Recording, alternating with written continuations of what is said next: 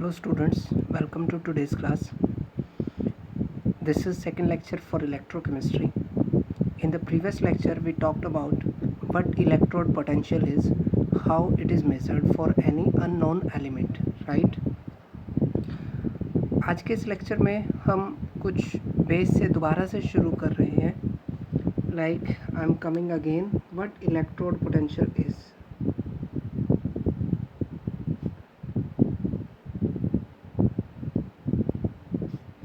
Electrode potential होता क्या है? इलेक्ट्रोड पोटेंशियल का मतलब होता है ability to lose or gain the electron.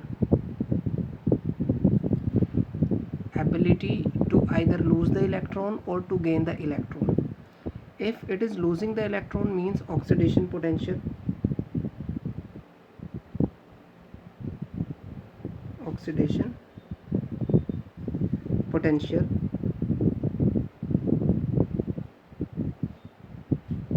यानी कि ability to lose.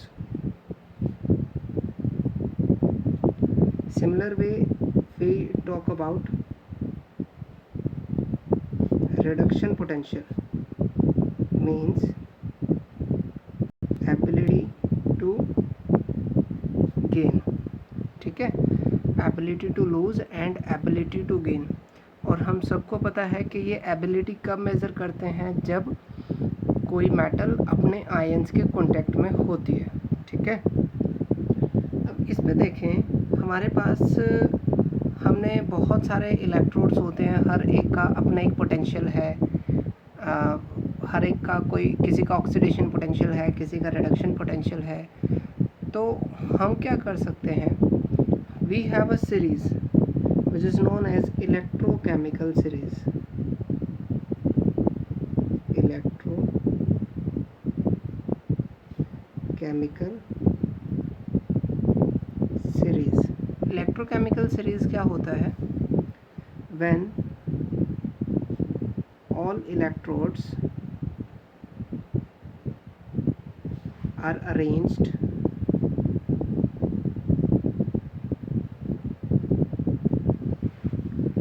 either in increasing order or decreasing order of their reduction potential. हमारे पास यहाँ से जो सीरीज़ बन के आएगी उस सीरीज़ का नाम क्या होगा? That series is called electrochemical series. अब इस सीरीज़ की कुछ एप्लीकेशंस हैं.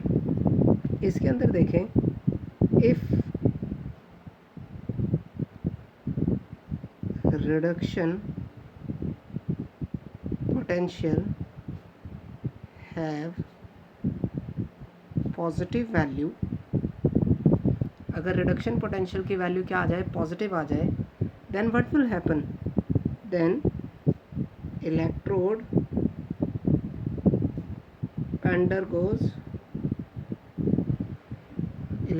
undergoes reduction. With respect to standard hydrogen electrode. याद है ना, स्टैंडर्ड हाइड्रोजन इलेक्ट्रोड के विद रिस्पेक्ट. देखो करते क्या है, मैं फिर से समझा रहा हूँ कि आपके पास एक इलेक्ट्रोड होगा. ठीक है, यहाँ पर एक इलेक्ट्रोड है, यहाँ पर एक इलेक्ट्रोड है. दोनों को वोल्टमीटर से कनेक्ट कर रखा है.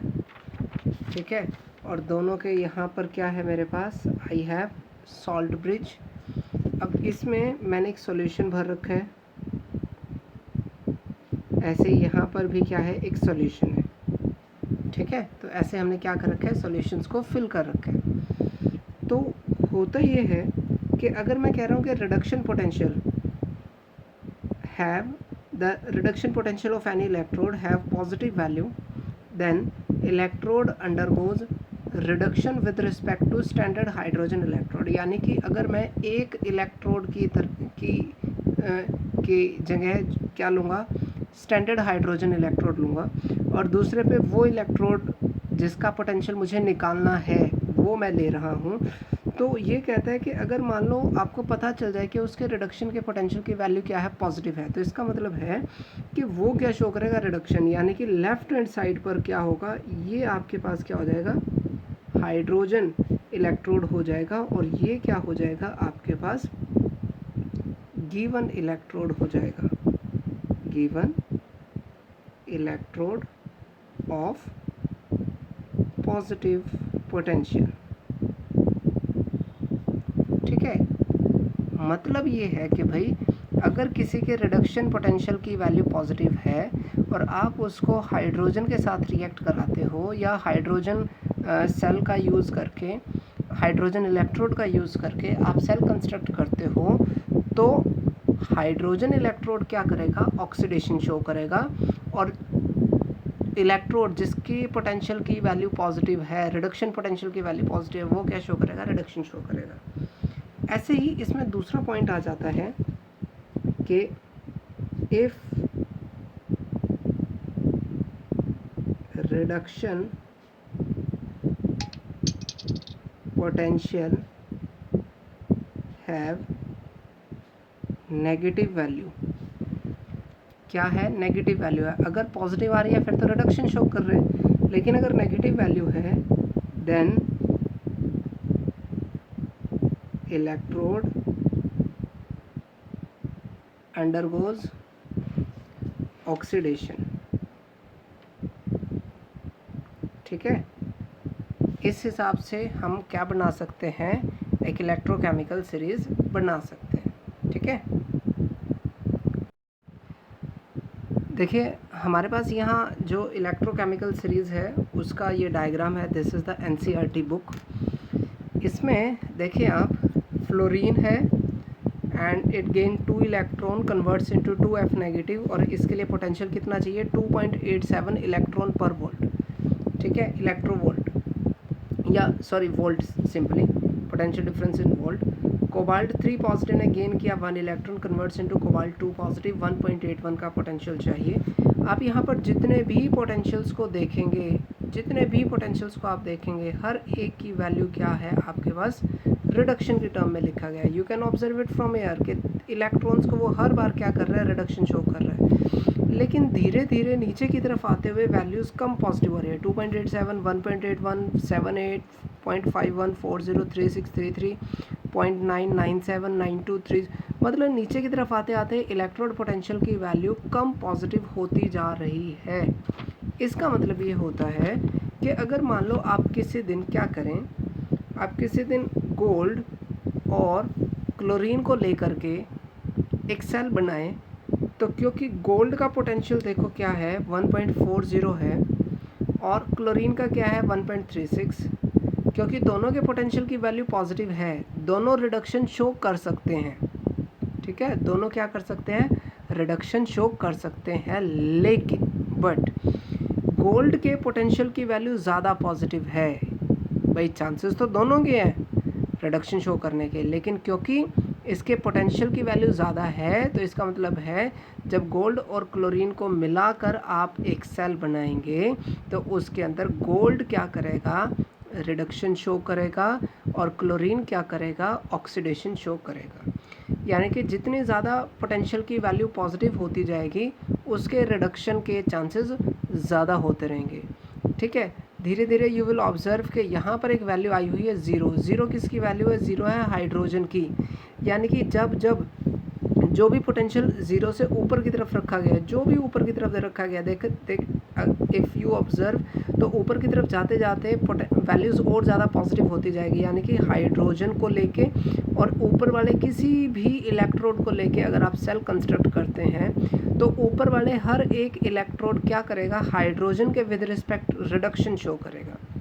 मैं बात कह रहा हूँ कि गोल्ड को जैसे पहले लिया, यहाँ पर मरकरी है मेरे पास,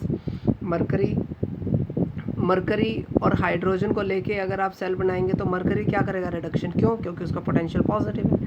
ऐसे ही आयरन और हाइड्रोजन को लेके शो करोगे तो आयरन क्या होगा, रिडक्शन शो करेगा। आयोडीन क्या होगा, रिडक्शन शो करेगा। कॉपर क्या होगा, रिडक्शन शो करेगा। AgCl क्या करेगा, रिडक्शन शो करेगा। यानी कि जिस के पोटेंशियल की वैल्यू 0 से ज़्यादा पॉजिटिव है वो सब रिडक्शन शो करेंगे, और जिनकी वैल्यू कम पॉजिटिव है या नीचे की तरफ आओगे आप तो नेगेटिव होती जाएगी। यानी कि आप 0 के ऊपर थे तो रिडक्शन शो कर रहे हो, और 0 के नीचे आएगी तो ऑक्सीडेशन शो कर रहे हो। इसमें भी वही बात आ जाती है कि जितना ज़्यादा नीचे आते रहोगे वो उतना ज़्यादा ऑक्सीडेशन शो करेगा। यानी कि फॉर एग्ज़ाम्पल आपके पास यहाँ पर देखिए क्या है, मैग्नीशियम 2 पॉजिटिव है और इससे ऊपर क्या है, एल्यूमिनियम। अगर मैं मैग्नीशियम और एल्यूमिनियम को लेकर के एक सेल बनाऊँ तो मैग्नीशियम क्या करेगा, मैग्नीशियम ज़्यादा नेगेटिव है। मैथमेटिकली नहीं सोचना है यहाँ, 2.36 ज़्यादा बड़ी वैल्यू है, ठीक है, और 1.66 कम वैल्यू है, ठीक है। माइनस का साइन क्या इंडिकेट करता है कि ऑक्सीडेशन होगी, तो ज़्यादा वैल्यू किसकी है, 2.36 है। तो 2.36 यानी कि मैग्नीशियम क्या शो करेगा, ऑक्सीडेशन, और एल्यूमिनियम क्या शो करेगा, रिडक्शन। यानी कि नीचे की तरफ आप आएंगे तो उतना स्ट्रॉन्ग रिड्यूसिंग एजेंट होगा, और ऊपर की तरफ आप जैसे जैसे जाएंगे उतना स्ट्रॉन्ग ऑक्सीडाइजिंग एजेंट होगा। तो जो इलेक्ट्रोकेमिकल सीरीज़ है, this series is called electrochemical series, इसमें आप ध्यान दें हर एक को हमने रिडक्शन की टर्म्स में ही लिखा है, हर एक को रिडक्शन की टर्म्स में लिखा है, ठीक है, हर एक को रिडक्शन की टर्म्स में लिखा है। तो हम आगे चलते हैं कि भाई ठीक है हम रिडक्शन की टर्म्स में लिख रहे हैं, लेकिन आपने थोड़े दिन पहले ही कहा था कि जो पोटेंशियल है, किसी इलेक्ट्रोड का जो पोटेंशियल है वो बहुत सारे फैक्टर्स पे डिपेंड करता है। उसमें से एक फैक्टर होता है क्या, कंसंट्रेशन, ठीक है। तो अब तक जो हम इलेक्ट्रोड पोटेंशियल निकाल रहे थे, इलेक्ट्रोड पोटेंशियल को ही अब हम मेज़र कर रहे हैं, इलेक्ट्रोड पोटेंशियल वर्सेस कंसंट्रेशन, कि कंसंट्रेशन चेंज करने से इलेक्ट्रोड पोटेंशियल पर क्या फ़र्क पड़ता है। हमारा मेन कंसर्न इज़ कि इलेक्ट्रोड पोटेंशियल और कंसंट्रेशन में क्या रिलेशनशिप है। इसके लिए आपको एक बात याद रखनी पड़ेगी कि जब आपने स्टैंडर्ड निकाला था तो आपके पास कंसंट्रेशन क्या होती थी।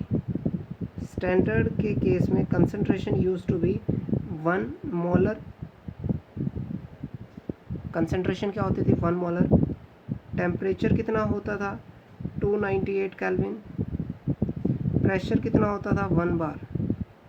लेकिन अब हम इसमें से सिर्फ और सिर्फ क्या चेंज करेंगे, ये कंसंट्रेशन को चेंज करेंगे। तो देखिए कंसंट्रेशन को जब चेंज करते हैं, अच्छा दूसरा एक पॉइंट आपको जो नोट करके चलना है, we will express potential as reduction potential, कि हम जो पोटेंशियल लगाएंगे वो किसके टर्म्स में होगा, रिडक्शन पोटेंशियल के टर्म्स में ही हम लोग लिखेंगे, ठीक है। तो मैंने एक जनरल सी इक्वेशन लिखी कि I am having metal n positive, it gains n electrons, convert into metal, ठीक है। अब इसके लिए इलेक्ट्रोड पोटेंशियल और कंसंट्रेशन का जो रिलेशनशिप आता है वो हमें कौन देता है, वो हमें एक इक्वेशन देती है नॉन एज नर्नेस्ट इक्वेशन। नर्नेस्ट इक्वेशन हम लोग उसको बोलते हैं। जो नर्नेस्ट इक्वेशन है वो क्या कहती है, वो कहती है हमें कि भाई इसका जो इलेक्ट्रोड पोटेंशियल होगा E किसकी टर्म में लिखना है, रिडक्शन की टर्म्स क्या है, metal n positive slash metal, कि n पॉजिटिव से किस में कन्वर्ट होना है, मेटल के अंदर। यहाँ n इलेक्ट्रॉन्स की डेफिशिएंसी है। पॉजिटिव चार्ज कब आता है, जब कोई चीज़ डेफिशिएंट होती है या इलेक्ट्रॉन लूज करती है। यहाँ पर कितने इलेक्ट्रॉन कम है, n, लेकिन यहाँ पर डेफिशिएंसी नहीं है। This will be equal to E standard of metal n positive slash m minus RT over NF ln concentration of M divided by concentration of N positive. ये क्या है, प्रोडक्ट है, ये क्या है, रिएक्टेंट है। अगर हम क्या करें, कंसंट्रेशन ऑफ एम को ले लें 1 मोलर, तो equation 1 will become as E standard metal N positive slash M, sorry, E is equal to E standard metal N positive slash M minus L N को मैं कन्वर्ट कर रहा हूँ 2.303 R T over N F log of 1 divided by metal n positive, metal n positive। अब शायद आप में से कईयों को डाउट आएगा कि सर अभी तो आप थोड़ी देर पहले कह रहे थे हम कंसंट्रेशन को 1 मोलर नहीं लेंगे। तो बेटे देखो यहाँ पर दो कंसंट्रेशंस हैं। एक जो प्रोडक्ट आप बना रहे हो, पहले आप डिसाइड तो करके चलोगे ना कि प्रोडक्ट कितना है, लेकिन ये जो n पॉजिटिव है ये कहाँ है, ये तो सॉल्यूशन के अंदर है। हमें ये जो कंसंट्रेशन लेनी है वो किसकी लेनी है, सॉल्यूशन की। लेकिन यहाँ पर जो 1 मोलर लिख रहा हूँ वो मैं किसके लिए लिख रहा हूँ, प्रोडक्ट के लिए, कि भाई अगर मुझे प्रोडक्ट 1 मोल बनाना पड़ जाए और उसके पोटेंशियल की वैल्यू मेरे पास हो, तो फिर तो आप चाहे 2 मोल बनाना है तो उसके अकॉर्डिंगली चेंज कर लेंगे। ठीक है, तो this is known as your Nernst equation. R क्या है, आर की वैल्यू वही होती है जो गैस कांस्टेंट की होती है। टेम्परेचर की वैल्यू यहाँ पर हम लोग क्या पुट करते हैं, 298 एज यूजुअल। ठीक है, और एफ़ क्या होता है, F is your Faraday's constant, और एफ़ की वैल्यू कितनी होती है, 96,500। आई रिपीट, इसकी वैल्यू कितनी होती है, 96,500। अगर मान लो मैं आर की वैल्यू को पुट कर दूं यहाँ पर, if I put R, putting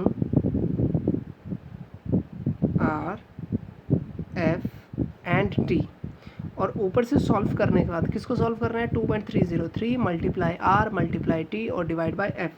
ये जो वैल्यू आ जाती है ये क्या आ जाती है, E is equal to metal N positive slash M is equal to E standard metal N positive slash M minus 0.059 divide by, यहाँ पर क्या रह गया, N। N is the number of electron exchanged, तो उसने कितने इलेक्ट्रॉन लूज़ किए, देखो ना ये N कहाँ से आया था, ये यहाँ से आया था। N is the number of electron gained by that electrode log of 1 over metal N positive।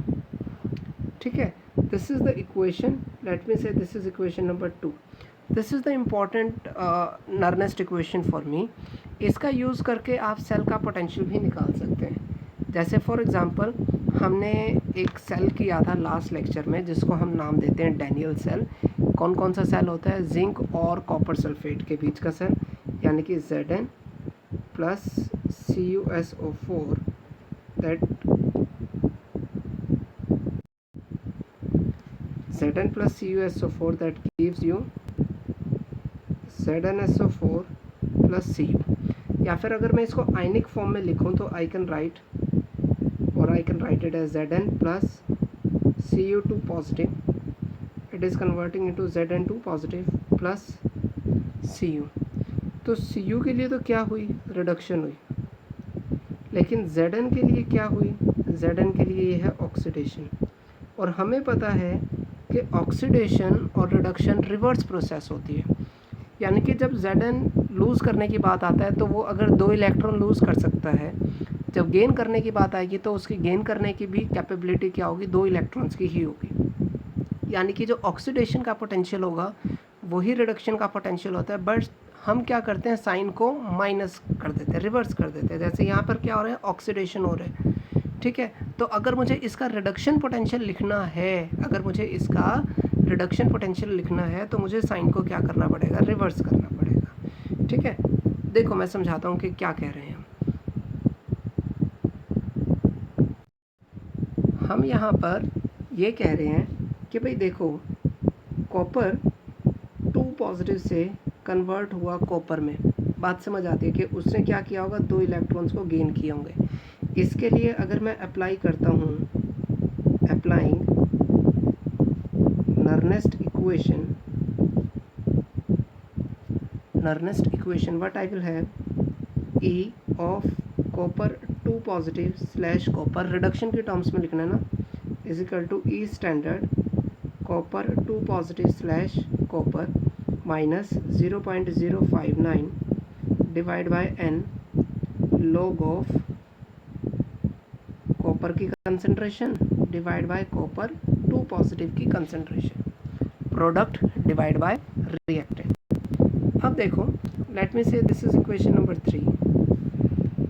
हमारे पास है Zn is converting into Zn2 positive plus it is losing 2 electrons। लेकिन नर्नेस्ट इक्वेशन को अप्लाई करने के लिए तो हमने पीछे ही नोट में लिखा कि भाई हम उसको किसके टर्म्स में लिखेंगे, रिडक्शन के टर्म्स में लिखेंगे। ये क्या है, ऑक्सीडेशन है, तो मुझे रिएक्शन को क्या करना पड़ेगा, रिवर्स करना पड़ेगा, यानी कि Zn2 positive plus 2 electrons convert into Zn। ठीक है, अब इसके ऊपर नर्नेस्ट इक्वेशन लगाओ। इसके ऊपर नर्नेस्ट इक्वेशन क्या आएगी, ई of Zn2 positive slash Zn will give you E standard Zn2 positive slash Zn minus 0.059 divided by n log of Zn divided by Zn2 positive। Let me say this is equation number 4। हमें क्या निकालना है, हमें इस cell का इस cell का, कौन से सेल का, इस सेल का Zn और कॉपर 2 पॉजिटिव के सेल का पोटेंशियल निकालना है। और प्रीवियस लेक्चर में हम बात कर चुके हैं कि E ऑफ द सेल कैसे निकलता है। E of cell is equal to E right minus E left. E right minus E left. Right पे क्या होती है, रिडक्शन होती है। रिडक्शन किसकी हुई, कॉपर की हुई। तो हम अगर मुझे चाहिए E ऑफ सेल तो कैसे निकलेगा, E of copper 2 positive slash copper minus E of Zn2 positive slash Zn। ये कब पॉसिबल है, अगर मैं इक्वेशन 3 माइनस इक्वेशन 4 कर देता। 3 में से इस इक्वेशन में से इस इक्वेशन को अगर मैं माइनस कर देता तो मेरे पास यही बन जाता। देखो कैसे, copper 2 positive slash copper minus, left में से लेफ्ट हैंड साइड माइनस कर दी, मतलब मेरे पास आ गया क्या, मेरे पास आ गया E copper 2 positive slash copper minus E of Zn2 positive slash Zn। हर एक को रिडक्शन के टर्म्स में लिखना है, बार बार कह रहा हूँ, is equal to E standard copper 2 positive में से E standard Zn2 positive, E standard copper 2 positive में से E standard Zn2 positive, copper 2 positive में से ये माइनस कर दिया। 0.059 मैं कॉमन ले सकता हूँ, ले लिया, 0.059 डिवाइड बाय n। अब यहाँ पर देखें 3 में से 4 माइनस करना ना, तो हमारे पास आ जाएगा, ये आ जाएगा माइनस में, क्योंकि इसमें से माइनस कर रहा हूँ, log of Cu divide by Cu2 positive और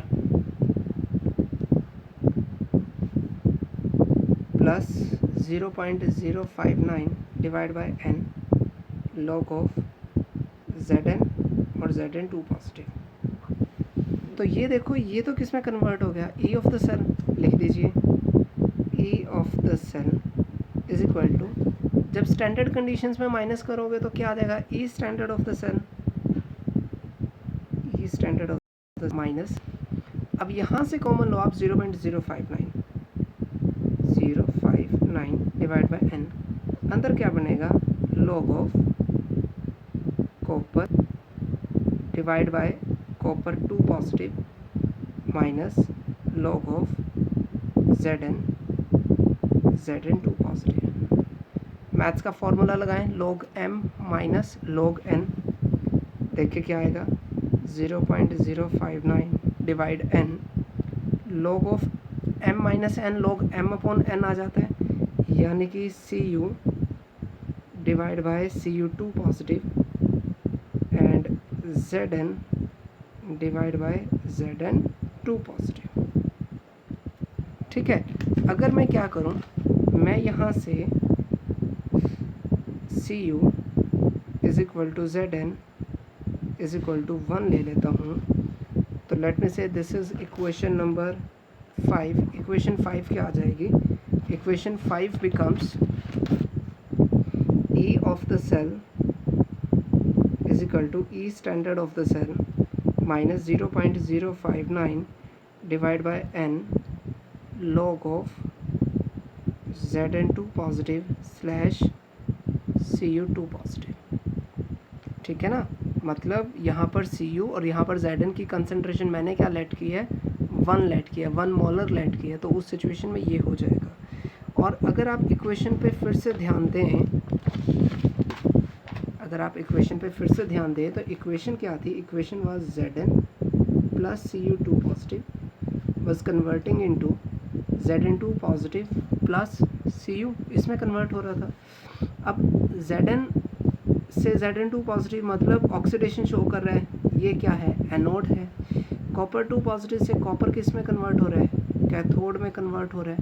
अगर कैथोड में कन्वर्ट हो रहा है तो इस इक्वेशन को देखिए, इस इक्वेशन को मैं क्या लिख सकता हूँ? E of the cell is equal to E standard minus 0.059 divide by n log of, ये क्या था? ये था एनोड डिवाइड बाय कैथोड। यानी कि equation will become for me, equation becomes E of the cell is equal to E standard of the cell minus 0.059 log of anode की concentration divide bye cathode की concentration divide by यहाँ क्या है? Anode, N भी है। तो किसी भी सेल में अगर आप पहचान लें कि एनोड क्या है और कैथोड क्या है, आप ये रिएक्शन लिखें, आपका काम हो जाएगा कि एनोड की कंसंट्रेशन ऊपर लिखनी है और नीचे क्या लिखनी है? कैथोड की कंसंट्रेशन। ठीक है। अब देखें, अगर कोई जनरल इक्वेशन है, there is any general equation, और वो जनरल इक्वेशन क्या है? That general equation is AA plus BB giving me CC plus DD। This is any cell equation. इसके लिए मुझे नर्नेस्ट इक्वेशन अगर लिखनी है तो E of the cell will be equal to E standard of the cell minus 0.059 divide by n log of product क्या है कि C की पावर C और D की power D divide by reactant A raise to the power A and B raise to the power B। देखो, अगर आप कहते हैं कि सर मुझे समझ नहीं आया, तो फिर से आप इस इक्वेशन पे ध्यान दें। At this equation Cu Zn2 positive, Cu2 positive and Zn, और इसको कंपेयर करें किस इक्वेशन से? आप कंपेयर करें उसको इस इक्वेशन से, Zn plus Cu2 positive converting into Zn2 positive plus Cu। तो प्रोडक्ट में तो दो चीज़ें ना आपके पास, प्रोडक्ट Zn2 पॉजिटिव और Cu, रिएक्टेंट क्या है? Cu2 पॉजिटिव और Zn। ये अलग बात है कि हमने Cu और Zn की कंसंट्रेशन को 1 लेट करके इस फॉर्म में कन्वर्ट कर लिया, बट रियलिटी तो यही है। इसका मतलब ये होता है कि जैसे इक्विलिब्रियम कांस्टेंट हम लोग निकाला करते थे कि प्रोडक्ट की कंसंट्रेशन डिवाइड बाय रिएक्टेंट की कंसंट्रेशन, और इक्विलिब्रियम कांस्टेंट में जैसे वो पावर में चला जाता है स्टोइचोमेट्रिक कोफिशिएंट, ऐसे ही यहाँ पर भी पावर में चला जाएगा। ठीक है। तो यहाँ से इसका मतलब ये निकलता है कि मैं इसको लिख सकता हूँ ऐसे कुछ, किसी भी सेल के लिए जो स्टोइचोमेट्रिक कोफिशिएंट होंगे वो हमेशा कहाँ होंगे? उसकी पावर में होंगे। ठीक है। अगर आपके पास इक्विलिब्रियम आ गया है, इसको मैं क्या लिख सकता हूँ? इसको मैं लिख सकता हूँ equilibrium constant, let me write K। ठीक है। At equilibrium constant E of the cell is equal to E standard of the cell minus 0.059 divide by n log K। ये एक फॉर्म आ गई। ठीक है। अब log K को भी कैलकुलेट कर सकते हैं। आप याद रखना कि at equilibrium E of the cell is always equal to 0.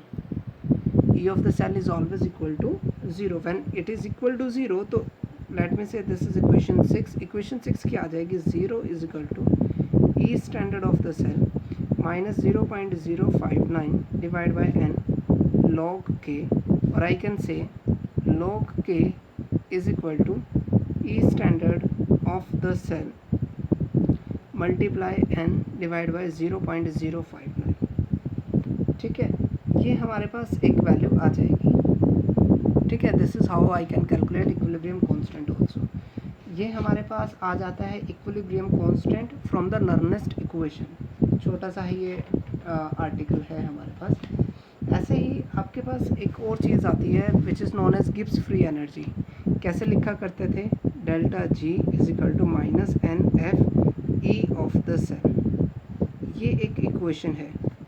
Delta G is known as Gibbs free energy. Gibbs free energy ही वो फैक्टर था थर्मोडायनेमिक्स का जिसने बताया था कि रिएक्शन होगी या रिएक्शन नहीं होगी। एन क्या है, नंबर ऑफ इलेक्ट्रॉन एक्सचेंज। जैसे इस डैनियल सेल में अगर मानो तो जेड एन ने कितने इलेक्ट्रॉन लूज़ करें हैं, देखें 2 इलेक्ट्रॉन, तो एन की वैल्यू क्या है, 2 है। अगर मान लो कभी 3 इलेक्ट्रॉन लूज़ करता हुआ मिला तो एन की वैल्यू कितनी आ जाएगी, 3 आ जाएगी। तो n is the number of electrons, f क्या है, f is the Faraday's constant and E of the cell। Electrode potential को निकालने के अब बहुत सारे तरीके आप लोग पढ़ चुके हैं। ठीक है, या एक और बात याद रखना, एक और रिलेशन होता है that delta R G is equal to minus R T L N K, और इसी को मैं लिख सकता हूँ delta R G is equal to minus 2.303 R T and log K. ठीक है, तो ये नर्नेस्ट इक्वेशन हमारे लिए बहुत इम्पोर्टेंट आर्टिकल है। इसके बेस्ड आपको पूरे चांस होते हैं कि आपको जो है इक्वेशन मिल जाता है in your final CBSE paper. तो इसको आप बहुत अच्छे से प्रैक्टिस करें। In the next video we will talk about the numericals of Nernst equation. ठीक है, हम नेक्स्ट वीडियो में न्यूमेरिकल्स की बात करेंगे। तो till then practice hard, don't forget to like, share and subscribe my videos. ठीक है, तो मिलते हैं next time. Till then all the very best.